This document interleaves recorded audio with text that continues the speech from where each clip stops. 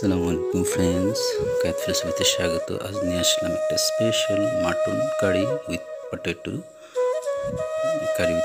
Mutton chop. Mutton এলিমেন্টসগুলো দেখাচ্ছি, কী কী দিচ্ছি। সামান্য পেস্ট একটু বাড়ায় দেওয়াই ভালো, কাঁচামরিচ একটু বাড়ায় দিলে ফ্লেভারটা ভালো হবে।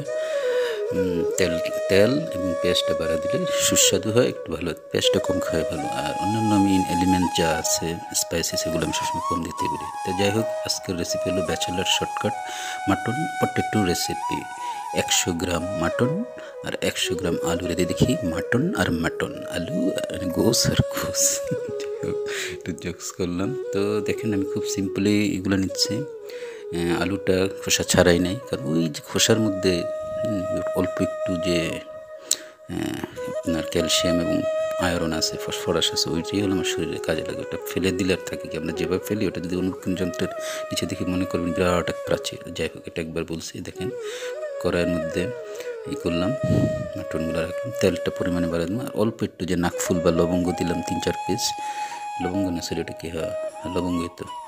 তারপর এলাচি, লবণ, কাঁচামরিচ, হলুদটা একটু বাড়াই দেবেন, হলুদ ব্লাড রিফাইনিং করে। তো দিলাম, আর আদার বাটা দিবেন, তেজপাতা, অল্প অল্প করে সব মশলা রাখবেন। মরিচটা শুকনো মরিচ পাউডার বা বিভিন্ন মশলা, এসব জিরার পাখি ফুঁকি যত কম দেবেন, তত আপনার পাকস্থলীটা বেটার থাকবে। মনে করবেন সারা জীবনের জন্য আপনার ওই ব্যাগ বা ওই পাকস্থলী সারা জীবনের জন্য একবারই দেওয়া হয়েছে, এটা আরেকবার চেঞ্জ করতে পারবেন না, যে ফুটো হয়ে গেলে আরেকবারটা চেঞ্জ করে একটা লাগাই। তো এটার এটা বেশ প্রাচীর, পুরো বেশ কতগুলা স্তর নিয়ে পাকস্থলীতে ওঠে। এটা আবার সংকোচন প্রসারণ হয়। ওটার মধ্যে যদি আপনি আবার ভিতরে অত্যাচারণাচার করেন, তাহলে তো আপনার পাকস্থলী হবেই, গ্যাস্ট্রিক আলসার আরও কিছু হয়ে যাবে। দেখেন, লবঙ্গ, নাকফুল। তো এই আর কি, মরিচটা আর তেলটা বাড়াই দেবেন। আরবদের দেখতাম বেশ তেল, কিন্তু তেলের খুব একটা আছে, স্নেহ জাতীয় ফ্যাট। তো এটা শরীরে অনেক শক্তি যোগায়, ব্রেন শার্প করে তেল।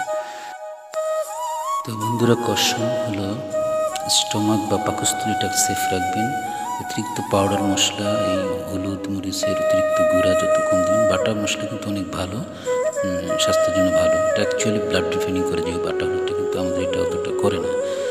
আর কি বলবো, খুবই পুষ্টিকর নিউট্রিশিয়াস একটা food, high calorie, hyper calorie সম্পূর্ণ একটা মাটন। সাথে তো আলু আছে, তাহলে প্রোটিন, কার্বোহাইড্রেট দুইটার চাহিদা মিটলো।